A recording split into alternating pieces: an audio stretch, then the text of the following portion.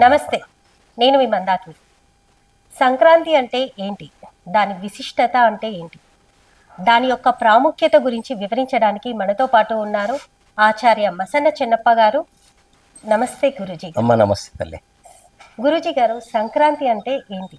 అసలు దాని ప్రాముఖ్యత, విశిష్టత, అసలు ఎందుకు ప్రజలు సంక్రాంతి ఎందుకు జరుపుకోవాలి?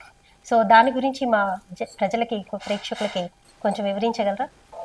సంక్రాంతి పండుగ విశేషాలను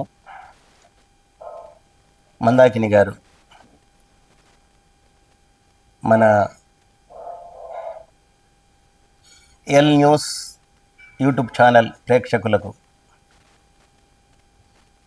తెలియజేయడానికి వారు మంచి ప్రశ్న వేశారు. మనమంతా ఈ జనవరి మాసంలో 3 రోజులు సంక్రాంతి పండుగను జరుపుకుంటూ ఉంటాం. మొదటి రోజు భోగి, రెండవ రోజు సంక్రాంతి, మూడవ రోజు కనుము అని. ఈ 3 రోజుల పండుగను ముచ్చటగా మనం జరుపుకుంటూ ఉన్నాం. వాకిళ్లల్లో సానిపి జల్లి ఆవు పేడతో అలికి ముగ్గులు వేయడం, గొబ్బెమ్మలను పెట్టడం, ఆ గొబ్బెమ్మలను అలంకరించడం, రేగుపళ్ళను పెట్టడం, పూలను పెట్టడం, బియ్యం కూడా పోయడం, ఇది ఒక ఆచారం. ఈ పండుగ సందర్భంగా గంగిరెద్దుల వాడు వచ్చి గంగిరెద్దులను ఆడించడం,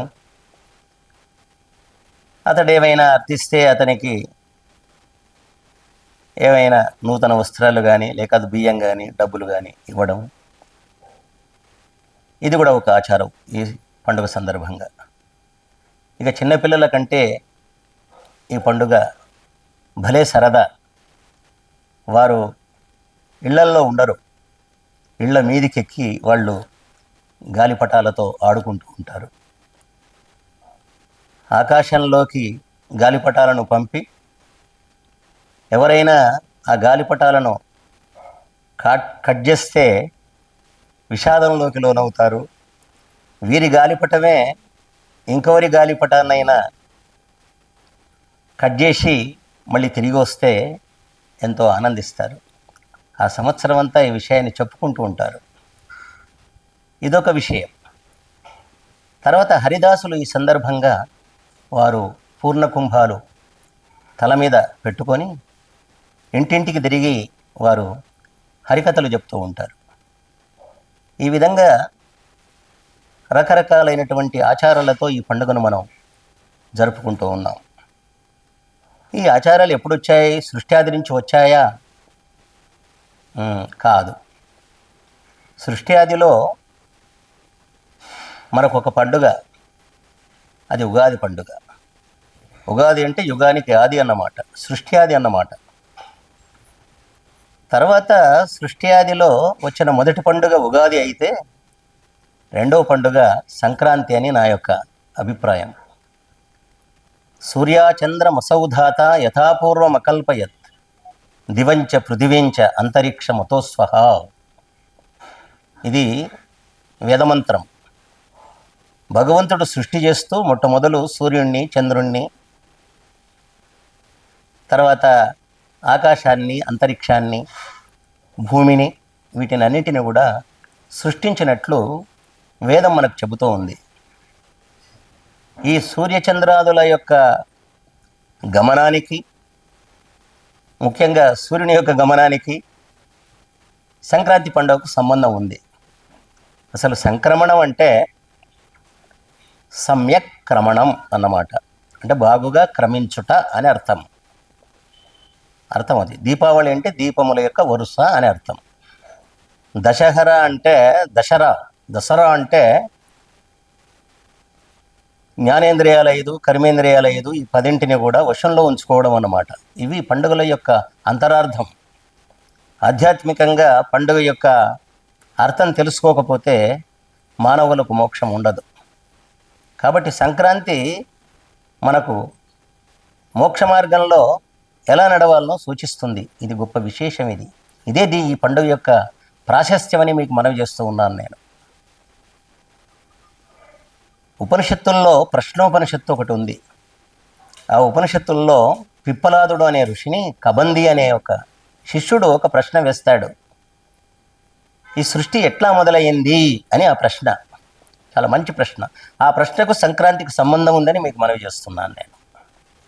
ఎందుకంటే ఉపనిషత్తులను ఒక 25 ఏళ్లుగా అధ్యయనం చేసిన వాడిని కనుక, ఉపనిషత్తుల మీద వందల వ్యాసాలు రాసిన వాడిని కనుక ఈ విషయం మీకు మనవి చేస్తూ ఉన్నాను నేను.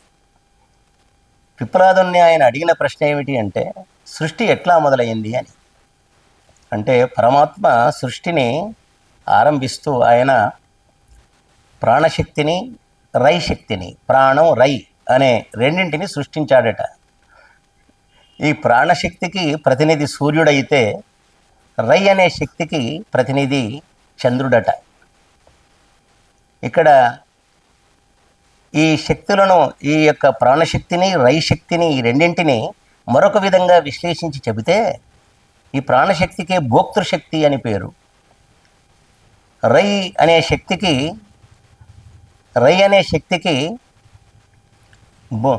భోగ్యశక్తి అని పేరు. చూడండి, అంటే భోగ్య శక్తుల యొక్క సమాహారమే సంక్రాంతి. ఇక్కడ తెలుస్తూ ఉంది. భగవంతుడు సూర్యుణ్ణి భోక్తగా చేశాడు. ఈ శరీరంలో మనం కూడా భోక్తలమే. భోక్త అని ఎవరినంటాం? భోగ్య పదార్థం ఎవరైతే అనుభవిస్తారో, అంటే ఆహారాన్ని ఎవరైతే భుజిస్తారో, ఎవరైతే స్వీకరిస్తారో వారినే భోక్త అంటాం మనం. భోగ్య పదార్థం లేకపోతే భోక్త లేడు ప్రపంచంలో. ఇక్కడ సూర్యుడు భోక్తగా, చంద్రుడు భోగ్యశక్తికి ప్రతీకగా చెప్పబడినాడు. అందుకే భోక్తృత్వ శక్తికి సూర్యుడిని ప్రతినిధిగా, భోగ్య పదార్థానికి చంద్రుని ప్రతినిధిగా చెబుతూ ఉంటారు. ఈ విశ్లేషణ ఎందుకు చేస్తున్నాను అంటే, సంక్రాంతి కంటే ముందు భోగి వస్తుంది. మనం అంతా భోగజీవులం. మనం భోగి అనే పేరు పాముకు కూడా ఉంది. భోగం అంటే పడగలు కలిగినటువంటి పాముకు భోగి అని పేరు అన్నమాట. మనం కూడా ఒక విధంగా, మనకు పడగలు లేవు కానీ పడకలు ఉన్నాయి. నిజం చెప్పాలి అంటే పడగలు లేవు, పడకలు ఉన్నాయి మనకు. అయితే మనం జ్ఞానులమే. పాముకు కూడా బాగా తెలివి ఉంటుందట. మనం కూడా తెలివి కలటువంటి వాళ్ళమే. అందుకే మనం సుఖదుఖాలు అనుభవించేటప్పుడు జాగ్రత్త పడుతూ ఉంటాం. సుఖం కలిగినప్పుడు పొంగిపోతూ ఉంటాం, దుఃఖం కలిగినప్పుడు కురింగిపోతూ ఉంటాం. భోగము అంటే సుఖదుఖానుభవము అన్నమాట. సంక్రాంతి రోజు కంటే ముందు, సంక్రాంతి రేపనంగా ఇవాళ ఏ పండుగనైతే మనం ఈ పండుగలో ఏదైతే ముందు రోజు, సంక్రాంతి కంటే ముందు రోజు జరుపుకుంటున్నామో దానికి భోగి అనే పేరు ఎందుకు వచ్చింది అంటే, మనం భోగజీవులం గనక. మరి ఈ భోగజీవులమైనటువంటి మనం భోగాలు అనుభవిస్తూనే ఉండాలా? సంక్రాంతి పండుగ నాడు మనం ఏం చేస్తున్నాం? మనం మామూలుగా నువ్వులు బెల్లంతో చేసినటువంటి ఉండలు తింటూ ఉన్నాం, కొత్త బట్టలు ధరిస్తూ ఉన్నాం. మన మిగతా వ్యాపకాల్లో లీనమవుతున్నాం మనం. కానీ భోగి తర్వాత ఎందుకు సంక్రాంతి అనబడ్డది అంటే, నువ్వు భోగాల నుంచి బయటపడు అని చెప్పడానికి, ఈ సుఖదుఖాల నుంచి బయటపడు అని చెప్పడానికి. ఈ ప్రపంచం సుఖదుఖ మిశ్రితమైనటువంటిది. ఇది మానవేతర జీవులను మూర్ఛాజీవులు అంటారు. వాటికి కూడా సుఖదుఖానుభవం ఉంటుంది, కానీ నిద్రావస్థలో అవి భోగాలను అనుభవించినట్టుగా అనిపిస్తుంది. కానీ మనం సుఖాన్ని కానీ దుఃఖాన్ని కానీ తెలిసి అనుభవించవలసినటువంటి అవసరం ఉంది. కాబట్టి మనం భోగులం నిజంగా చెప్పాలి అంటే. కాబట్టి ఈ భోగానికే ప్రవృత్తి అని పేరు, సంక్రాంతికి నివృత్తి అని పేరు. అంటే ప్రపంచంలో 2 మార్గాలు ఉన్నాయన్నమాట. ప్రవృత్తి మార్గము, నివృత్తి మార్గము. ప్రవృత్తి మార్గం అంటే సంసారంలో సంసారంతో మమేకం కావడం, భార్య పిల్లలతో కలిసి ఉండడం, బంధువులతో కలిసి ఉండడం, ప్రపంచ వ్యవహారాల్లో నిమగ్నం కావడం అన్నమాట. కర్మలు చేయడం అంటే పనులు చేయడం, తర్వాత వాటి ఫలాలు అనుభవించడం, ఆయా ఆచారాలను పాటించడం, ఇదంతా భోగజీవులు చేసే పని అన్నమాట. ఇదంతా ప్రవృత్తి మార్గం అన్నమాట. ఈ ప్రవృత్తిలో వృత్తము ఉంది. అక్కడ వృత్తి అంటే పని కావచ్చు. ఇక్కడ ప్రవృత్తము అన్నమాట అంటే ప్రవర్తనకు సంబంధించిందే ప్రవృత్తి. చాలామందికి ఈ రహస్యం తెలియదు. వృత్తం గుండ్రంగా ఉంటుంది, సంసారాన్ని కూడా చక్రంతో కొలుస్తారు. కాబట్టి సంసారం అనే చక్రంలో సృష్టి అనేయడి చక్రమునకును నాభినేములు బ్రహ్మమేయగు, అన్ని భూతములన్ని ప్రాణులు అందులో గల ఆకులేయగు. ఈ సృష్టి ఒక చక్రం అన్నమాట. వృత్తం వలయాకారంగా ఉంది, గుండ్రంగా ఉంది. నిజానికి ప్రపంచంలో ఉన్న గ్రహాలన్నీ గుండ్రనివే, భూమి గ్రహమే. ఈ సంసారం అనే చక్రం కూడా గుండ్రనిదే. ఇందులో ఈ ఎన్నో ప్రాణులు ఉన్నాయి, తర్వాత మానవులు ఉన్నారు, జడ పదార్థములు కూడా ఉన్నాయి. ఇవి ఆకుల్లాంటివి అన్నమాట. ఇవి అడ్డనాకులు అంటారు. వాటిని విరిగిపోతుంటాయి, మళ్ళీ కొత్తవి వస్తూ ఉంటాయి. అందుకే ఇది పూర్ణమద పూర్ణమిదం అన్నారు. ఏదేమైనా ఈ సృష్టి అనే చక్రంలో మనం ప్రవర్తనాశీలురం అయ్యాం అంటే మనం ప్రవృత్తి కలిగిన వాళ్ళం అయ్యాం, సంసారమునందు అపేక్ష కలిగిన వాళ్ళం అయ్యాం, సంసారంలో నిమగ్నం అయి ఉన్నాం. పెద్దవాళ్ళు అంటుంటారు, సంసారాన్ని పంకంతో పోలుస్తారు. సంసార పంకం అంటారు, భవబంధములు అంటారు. అంటే భవం అంటే పుట్టుక అన్నమాట, ఇది ఒక బంధం అన్నమాట. కాబట్టి భవబంధాల్లో ఉన్నటువంటి వాడు ఏం చేయాలి? ఈ సుఖదుఖ వలయంలో చిక్కుకున్నటువంటి వాడు, సంసారంలో చిక్కుకున్నటువంటి వాడు ఏం చేయాలి? దీని నుంచి బయటపడాలి అంటే ఈ ప్రవృత్తి నుంచి వాడు నివృత్తుడు కావాలన్నమాట. ఇది భోగి ఏం చెప్తుంది? మనం ప్రవృత్తులమైన విషయాన్ని జ్ఞాపకం చేస్తూ ఉంది. సంక్రాంతి ఏం చేస్తుంది? అది నివృత్తి మార్గాన్ని సూచిస్తూ ఉంది. ఇక్కడ మనం చెప్పుకోవాలి, ఈ భోగి పండుగ ప్రవృత్తి మార్గానికి సంబంధించింది. ఇది దీనికి పితృయానము అంటారు. ఇంకా చెప్పాలంటే దీనికి దక్షిణాయనం. అది ఒక రోజు కంటే ముందు భోగి దక్షిణాయనం, ఆ తర్వాత మరుసటి రోజు ఉత్తరాయణం. అంటే సూర్యుడు 6 నెలలు ఆయన దక్షిణ దిశగా ప్రయాణం చేస్తూ ఉంటాడు. దీన్ని దక్షిణాయనము అంటారు. తర్వాత ఎప్పుడైతే ఆయన మకర రాశిలో ప్రవేశిస్తాడో దాన్ని మకర రాశిలో ప్రవేశించడమే మకర సంక్రాంతి అన్నమాట. కాబట్టి మకర రాశిలో ప్రవేశించిన తర్వాత ఆయన ఉత్తర దిశ గుండా ఆయన ఒక 6 నెలలు ప్రయాణం చేస్తూ ఉంటాడు. అంటే అయనం అంటే మార్గం, దారి అన్నమాట. మోక్షము, కైవల్యం అనే అర్థాలు కూడా ఉన్నాయి నిజం చెప్పాలి అంటే. చూడండి, మామూలు విషయం కాదు. ఇక్కడ దక్షిణాయనంలో ఎవరైతే చనిపోతారో, దక్షిణాయనంలో ఎవరైతే ప్రవేశిస్తారో వారు మళ్ళీ జన్మిస్తారు. ఉత్తరాయణంలో ఎవరైతే చనిపోతారో వారు మోక్షాన్ని పొందుతారు అని మనకు పురాణాలు, ఇతిహాసాలు చెప్తూ ఉన్నాయి. భీష్ముడు కూడా అంపశయ్య మీద ఆయన దుఃఖాన్ని అనుభవిస్తూ ఉత్తరాయణ కాలంలోనే ప్రాణాలు విడిచినట్టుగా మనకు మహాభారతం చెప్తూ ఉంది. ఇక్కడ నిజానికి ఉత్తరాయణ కాలం వచ్చిందా కానీ కాదు. ఇక్కడ మనం చెప్పుకోవలసిన విషయం ఏమిటి అంటే, ఇక్కడ దక్షిణాయనము అంటే ప్రవృత్తి మార్గము, దక్షిణాయనము ప్రవృత్తి మార్గము, ఉత్తరాయణము నివృత్తి మార్గము అన్నమాట. ఇక్కడ దీనికి ఎవరైతే ఈ ప్రవృత్తి మార్గంలో ప్రయాణం చేస్తారో వారు మళ్ళీ జన్మిస్తారు. వాళ్ళ లోకమే పితృలోకము. ఎవరైతే నివృత్తి మార్గంలో ప్రయాణిస్తారో వాళ్ళది ఉత్తరాయణము, దానికే దేవలోకము అని పేరు. పితృలోకం అంటే ఎక్కడ లోకాలు ఎవరు చెప్పినారు? మనుషుల యొక్క చాదస్తం కాకపోతే ఇంకో లోకాలు ఉన్నాయా? స్వర్గ నరకాలు ఎక్కడైనా ఉన్నాయా? నో, స్వర్గ నరకాలు ఎక్కడా లేవు. నీ శరీరంలోనే ఉన్నాయి స్వర్గ నరకాలు, నీ ఇంట్లోనే ఉన్నాయి, ఈ ప్రపంచంలోనే ఉన్నాయి స్వర్గ నరకాలు. సుఖం కలిగే చోటుకు స్వర్గం అని పేరు, దుఃఖం కలిగే చోటుకు నరకం అని పేరు. అందుకే ఆయన సుమతి శతకారుడు ఏమన్నాడు, తన సంతోషమే స్వర్గము, తన దుఃఖమే నరకమన్రు అన్నాడు ఆయన. కాబట్టి ఇక్కడ ప్రవృత్తి మార్గంలో నడిచే వాళ్ళది దక్షిణాయనము, పితృలోకము అన్నమాట. అంటే మళ్ళీ జన్మిస్తారు వాళ్ళు. ఎట్లా? చనిపోయిన తర్వాత మళ్ళీ జన్మించే వారి లోకము పితృలోకము అన్నమాట. అది వాళ్ళది పితృయానము అంటారు. అంటే పితరుల మార్గం అన్నమాట. పితరుల మార్గంలో వాళ్ళు నడుస్తున్నారు అని అర్థం అన్నమాట. కాబట్టి ప్రవృత్తి మార్గం ఏం చేస్తుందంటే మళ్ళీ మళ్ళీ జన్మలు ఇస్తూ ఉంటుంది, పితృమార్గంలో నడిచేలాగా చేస్తుంది. కానీ మనకు ఏదైతే నివృత్తి మార్గం ఉన్నదో, ఉత్తరాయణం అన్నామే, అది నివృత్తి మార్గం అన్నమాట. అంటే నిష్కామ కర్మ యోగులు ఎవరైతే ఉన్నారో వాళ్ళు నివృత్తి మార్గంలో నడుస్తారు. ప్రవృత్తి అంటే పనులు చేయడమే కదా, పనులు చేసి వాటి ఫలాలు కోరుతూ ఉంటారు. కాబట్టి వాళ్ళు ఎప్పుడు జన్మలు ఎత్తుతూనే ఉంటారు. ఎవరైతే ఫలాపేక్ష లేకుండా కర్మలు చేస్తారో అటువంటి వాళ్ళు నివృత్తి మార్గంలో వారు ప్రయాణిస్తారు. వాళ్ళదే అదే ఉత్తరాయణము.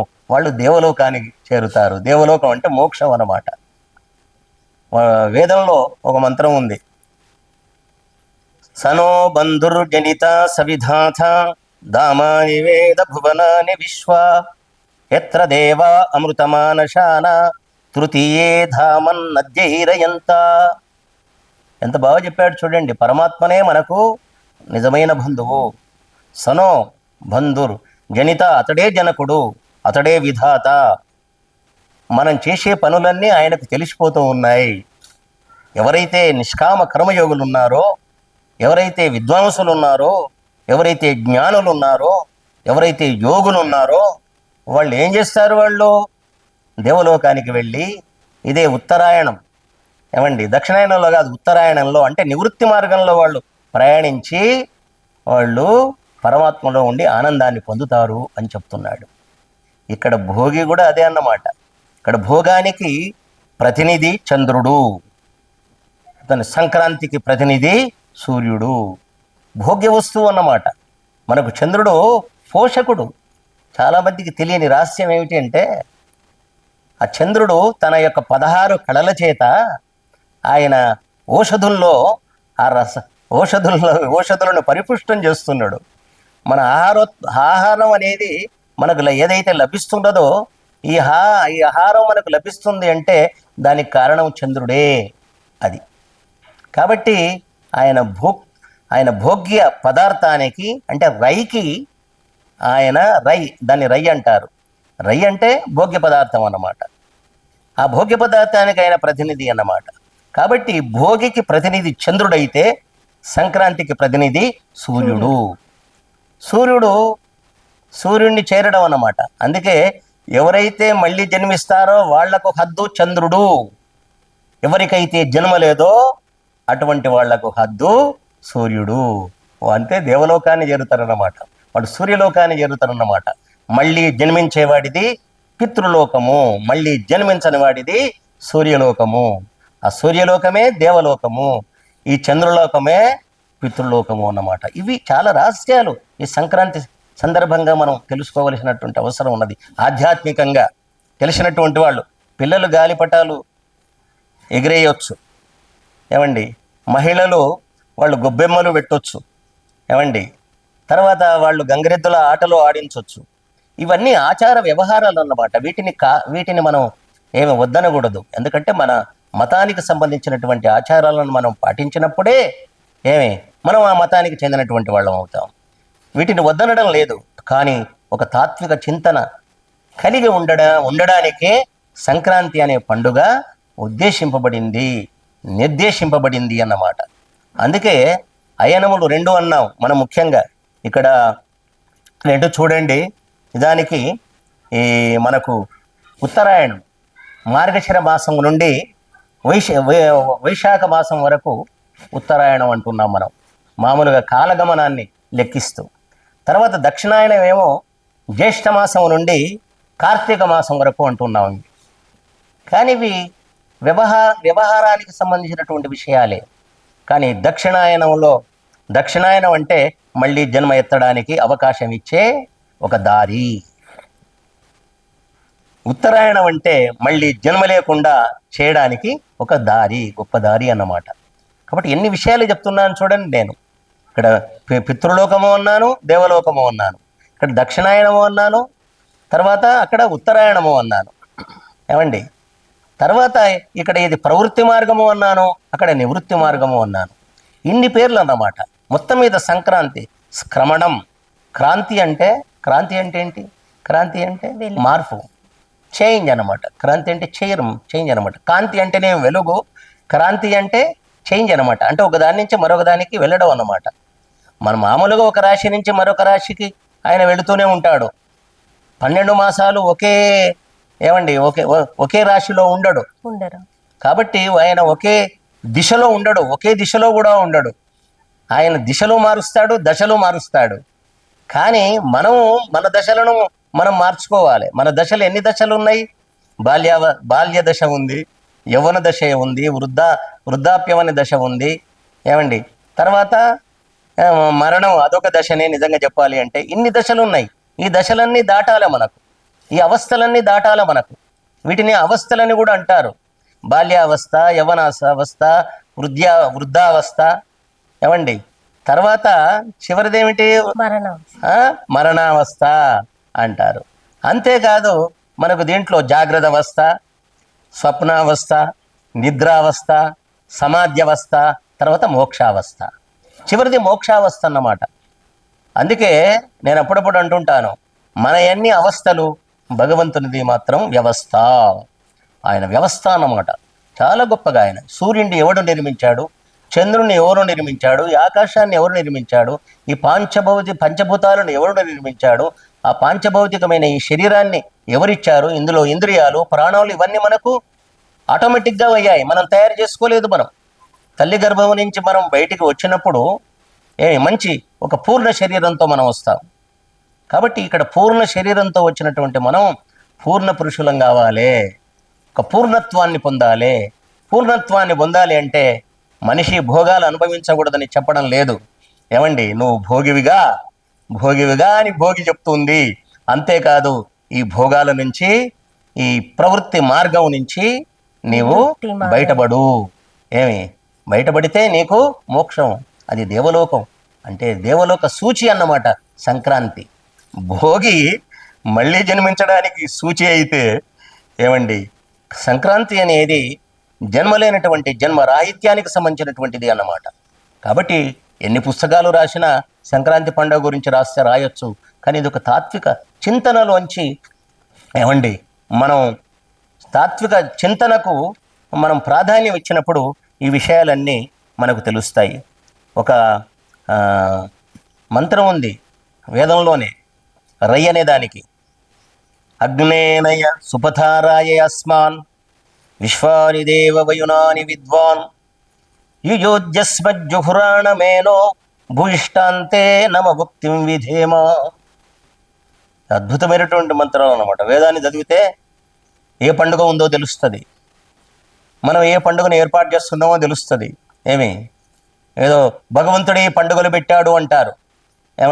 ఓసారి నిరుపేదలు పండుగ చేసుకునే వాళ్ళు ఈ పండుగ దండుగా అంటారు. ఇటువంటి వాళ్ళు ఉన్నారు, అటువంటి వాళ్ళు ఉన్నారు. కానీ పండుగ వల్ల ఉత్తేజాన్ని పొందాలి. ఉత్తేజం అంటే చాలామంది ఏమర్థం చేసుకుంటారు, మంచిగా సంతోషపడాలి, పిండి వంటలు చేసుకొని తినాలని. ఉత్తేజం అంటే అది కాదు. తేజం అంటే జ్ఞానము, ఉత్తేజము అన్నమాట. అంటే ఈశ్వర సంబంధమైన జ్ఞానాన్ని పొందాలి. ఆ పండుగ యొక్క పరమార్థాన్ని మనము తెలుసుకోవాలి. అది ఇక్కడ రై అంటాడు. అగ్నేనయ సుపథారాయే. చాలా గొప్ప మంత్రం ఇది. అగ్నే అంటే పరమాత్మ. ఓ పరమాత్మ, నయ తీసుకొని వెళ్ళు, సుపథ మంచి మార్గంలో, రై కోసము. రై అంటే తప్పేమి కాదు. రై అనే దానికి సంపద, ధనము, సుఖము, జ్ఞానము ఇవన్నీ ఉన్నాయి తల్లి. వీటినన్నింటి కోసము మంచి మార్గంలో తీసుకొని వెళ్ళమంటున్నాడు. ఇదంతా ఎంతైనా ఇదంతా ఏమవుతుంది? పితృయానమే. ఇదంతా దక్షిణాయనమే. ఇదంతా ప్రవృత్తి మార్గమే. ఎప్పుడైతే మనం ఈ ప్రవృత్తి మార్గంలో ఉన్నటువంటి మనం ఈ నివృత్తి మార్గంలోకి వెళుతామో అప్పుడే నిజమైనటువంటి సంక్రాంతిని మనము సాక్షాత్కరించుకున్న వాళ్ళం అవుతాము. ఆ సంక్రాంతి యొక్క గొప్పతనాన్ని తెలుసుకున్నటువంటి వాళ్ళం అవుతాము. భోగాలు అనుభవించకూడదు అని ఎవరు చెప్పడం లేదు. ఏమండి, వెంటనే భగవంతుడు ఆశ్చర్యం ఏమిటంటే తెలుసుకోవలసిన ముఖ్యమైన అంశం, భగవంతుడు మనకు 100 ఏళ్ళు ఇచ్చాడు, 100 సంవత్సరాలు జీవించమని ఇచ్చాడు. ఇది రహస్యం, ఇది వేదంలో చెప్పబడ్డాడు. వీడేం చేస్తాడు, భోగి ఏం చేస్తాడు, భోగాలు ఎక్కువై రోగాలు ఎక్కువై మధ్య యోగాలు తక్కువై భోగం ఎక్కువై, ఏమండి, రోగం ఎక్కువై యోగం తక్కువై ఏమవుతాడు, తొందరగా వాడు తన శరీరాన్ని విడిచిపెడతాడు. కానీ నిజమైనటువంటి మానవుడు కర్మలు చేస్తూ 100 ఏళ్ళు జీవించమని వేదం చెప్తుంది. కుర్వన్నేవేహ కర్మాణి జిజీ విశేషత సమా. ఎంత బాగా చెప్పాడు చూడండి. నువ్వు పనులు చేస్తూ 100 ఏళ్ళు జీవించమంటున్నాడు. నువ్వు 100 ఏళ్ళు జీవిస్తూ పనులు చేయమంటున్నాడు. సోమరిగా ఉండటానికి వీల్లేదు. వేదంలో భగవంతుడు ఓ మాట చెప్పినాడు, పని చేయని వాడు నాకు శత్రువు అన్నాడు ఆయన. పని చేయని వాడు శత్రువు. అప్పుడప్పుడు తల్లిదండ్రులు కూడా పని చేయకపోతే పిల్లల్ని కోపడుతూ ఉంటారు. అయితే గాలిపటాలో ఎగిరేసే పిల్లల్ని వద్దని అనరు వాళ్ళు, ఎందుకంటే ఆ సంతోషం అన్నమాట. కాబట్టి నువ్వు భోగివి కానీ ఆ భోగ స్థితి నుంచి నువ్వు మారిపోవాలి. ఏ విధంగానైతే సూర్యుడు దక్షిణాయనంలో ఉన్నవాడు ఉత్తరాయణంలోకి వచ్చాడు, ఏ విధంగా ధనుర్మాసంలో ఉన్నటువంటి వాడు తర్వాత అతడు మకర రాశిలోకి వచ్చాడో, అదే విధంగాను ప్రవృత్తి నుంచి నివృత్తి మార్గంలోకి రా నువ్వు అనే ఒక గొప్ప సందేశాన్ని మనకు సంక్రాంతి ఇస్తున్నది. కాబట్టి ఇలాంటి సంక్రాంతి పండుగ యొక్క వైశిష్ట్యాన్ని మనకు ఎల్న్యూస్ టీవీ యూట్యూబ్ ఛానల్ వాళ్ళు ఈరోజు ప్రత్యేకంగా నన్ను ఇంటర్వ్యూ చేసుకోవడం, మందాకిని గారు చక్కగా నన్ను ప్రశ్నించడం, నిజంగా ఈరోజు నాకు పండుగ అనిపిస్తుంది. మాట్లాడడం వల్లే నాకు పండుగ అనిపిస్తుంది. మీకు కూడా మరి ఈ పండుగ విశేషాలు తెలుసుకొని మీరు కూడా చక్కగా పండుగ జరుపుకోవడమే కాదు, పండుగ యొక్క ప్రాశస్త్యం తెలుసుకోవడమే కాదు, ఈ భోగాల నుంచి ఎన్ని రోజులు మనం ఈ భోగములు అనుభవించినా మళ్ళీ ఈ భోగాల నుంచి బయటపడవలసిందే. ఎందుకంటే ఒక వృద్ధావస్థను ఎవరు మనం మార్చలేమన్నమాట. కాబట్టి ఈ ప్రపంచాన్ని ఉపనిషత్తులు ఏం చెప్తాయంటే ఎక్కి దిగే గుర్రము అంటాయి. కాబట్టి గుర్రం మీద స్వారీ చేసినంత కాలమే నీకు సుఖము, మళ్ళీ గుర్రాన్ని దిగితే మళ్ళీ నీకు దుఃఖమే. కాబట్టి ఈ ప్రపంచంలో ఉన్నంతకాలం, శరీరంలో ఉన్నంతకాలం మనం భోగాలు అనుభవించడమే కాదు, ఈ భోగాల యొక్క రహస్యం తెలుసుకోవాలి. ఇవి శాశ్వతమైనవి కావు, శరీరము శాశ్వతమైనది కాదు, ఈ సుఖదుఖాలు శాశ్వతమైనవి కావు, ఈ భోగాలు శాశ్వతమైనవి కావు. కాబట్టి అశాశ్వతమైనటువంటి ఈ భోగాల నుంచి మనం శాశ్వతమైన ఆనందాన్ని పొందాలి. భోగం వల్ల మనకు సుఖం కలుగుతుంది, కానీ పరమాత్మ సాక్షాత్కారం వల్ల మనకు ఆనందం కలుగుతుంది.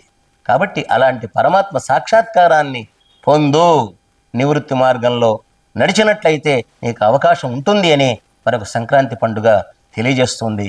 కాబట్టి అలాంటి సంక్రాంతి పండుగ యొక్క వైశిష్ట్యాన్ని మరి మీ ప్రేక్షకులకు తెలియజేసినందుకు, మరి మీరు కూడా ఈ పండుగ యొక్క విశేషాలు తెలుసుకున్నందుకు నేను మిమ్మల్ని అభినందిస్తూ మీకు శుభాకాంక్షలు తెలియజేస్తున్నాను.